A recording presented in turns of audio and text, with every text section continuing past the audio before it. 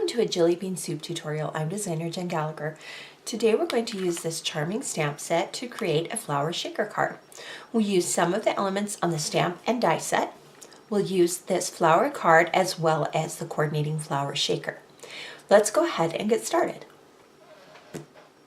So I'm using my Misty stamping tool. This is one of my favorite tools for stamping, and I have placed the stem with the two leaves stamp right below the flower.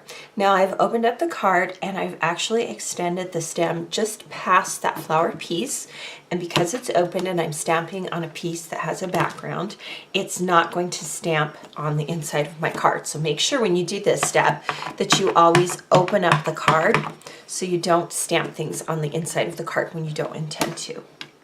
So I'm just using a nice leaf green, and I'll stamp it a few times to get a little bit darker of an image.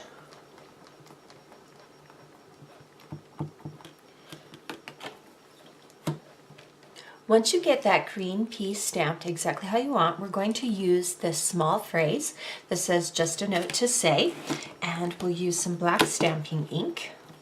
And I'm going to offset it a little bit, meaning I'm going to put it on the right part of the card, just for something different. I don't always center my sentiments. I like to mix it up a little bit. So you can see how it says "just a note to say." And we're going to do two-step stamping, meaning we're going to use another phrase and we're going to use the word hello.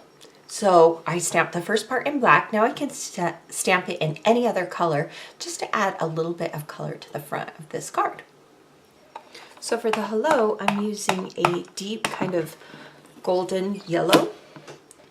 And yellow is a tough color to work with, so don't go too light or it won't show up.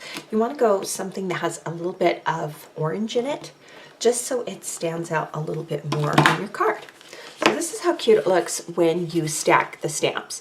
So just a note to say is in black and the word hello is in yellow.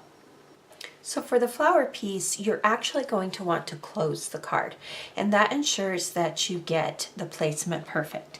Now what I'll do is I'll take my stamp and I will mount it so that it fits just inside that die cut piece. I'll close my stamping apparatus, and then I'm using some Ladybug Memento ink. It's a nice kind of bright red, which I think will look really cute with this card. Just ink it up really nice. And then because you're pressing from a die cut piece into a background piece, make sure you press firmly.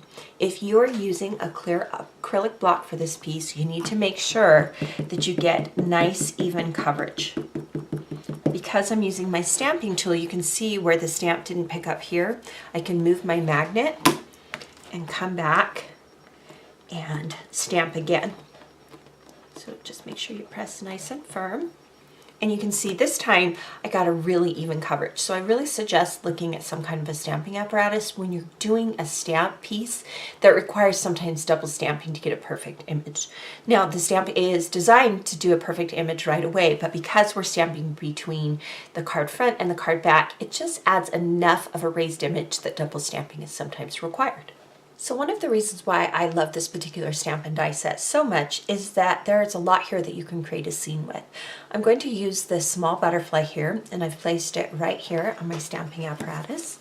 And then I'm using a deep kind of pumpkin orange to stamp a butterfly.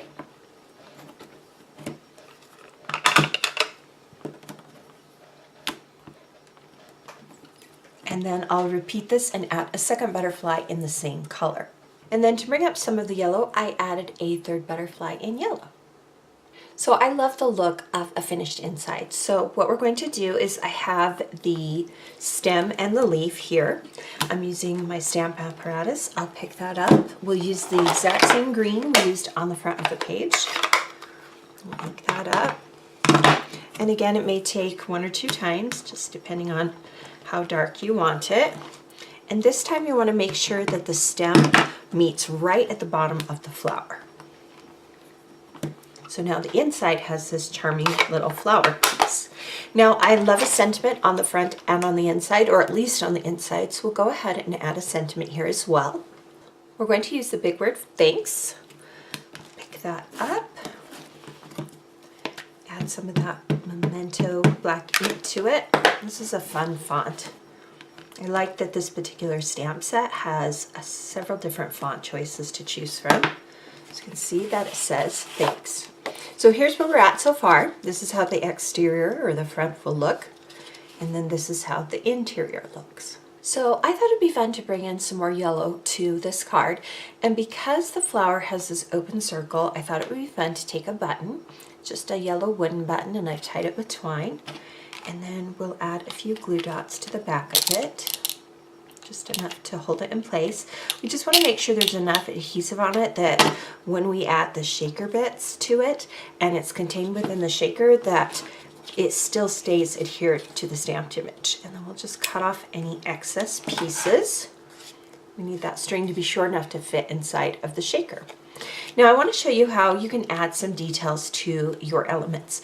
Now you can just leave things stamped, but I think it's fun to kind of add some kind of detail work. So I'm going to take a slightly darker green marker and I'm going to add some details to that stem. And then I'm going to slightly color in this bottom piece just to give it some shading and shadow. So just any green marker will work here. And then I'm going to just darken part of this stem here, just the left edge of it.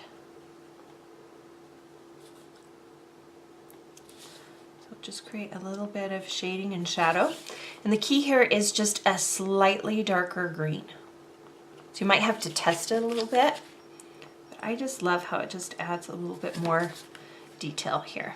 And this is a step you can leave off, but look how pretty it looks here. Let's add some detail to the butterflies as well. So for the butterflies, I'm going to open it up and I'm just going to use a darker gray and we'll color in the antenna. So just short strokes, just with a gray pen. And as comfortable as you feel with markers, you could add more details. You could add white Sharpie or highlighter bits. You could add little dots or color to your little butterflies here. It's just up to you. But go ahead and stamp it solid first, and then you can come back and add additional color.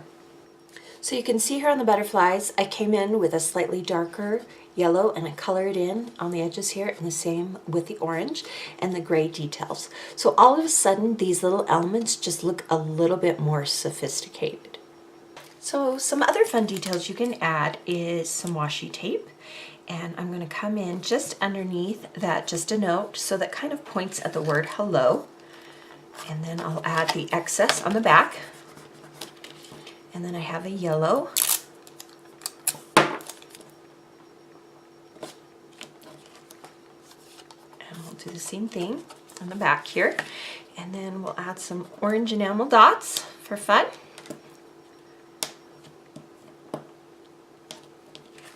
And now we can add the shaker bit. Okay, for the shakers, we're going to use these fun red foam balls. They reminded me of the polka dots here. So to add the shaker to your card, you simply remove the adhesive and place that on the inside here. And these foam balls like to stick together. Don't do too many so it doesn't obscure both the stamp piece rather and the button. And you'll press from the back, turn it over, and you can see that we have these little pieces. And then when you open it up, we also have a stamped piece inside where the flower is there as well as the leaves, and you can see I added the stamp detail. So here you have a shaker card that uses some different elements, and I've showed you some ways you can add detail as well as create a fun opening and a fun inside for your card. For more inspiration, be sure to visit our website and blog and take a moment to subscribe to our YouTube channel if you haven't done so already.